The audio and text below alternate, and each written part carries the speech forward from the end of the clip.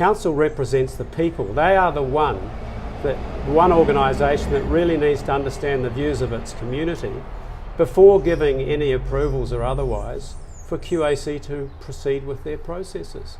Why waste the time, effort and money on going through a master plan process for the airport if there's going to be no community support? Do you think that Wanaka is anti-growth or just anti-over-tourism? Certainly Wanaka is not anti-growth.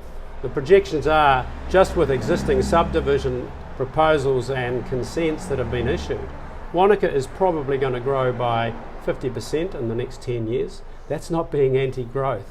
But if you were to put an airport on the end of that, that is absolutely going to turbocharge it. And it's at that point that I think the community would really rebel against such a proposal. It's just not sustainable into the long term. It's been interesting watching the comments from Air New Zealand, and they potentially are ahead of the game in talking about another airport somewhere else. Do you give that any credence, or do you think it's just some sort of negotiating position from the airline? Well, I don't think it's up to us to try and pre-guess what other airport options there might be out there. I think the important thing for us as a community is to make sure we understand what our ultimate capacity is for sustainable visitor growth. And once we get to that, we've got to say to Air New Zealand and QAC and the rest of the country, hey, this is our vision for the future, and beyond this point, we are going to ruin the very asset that we have.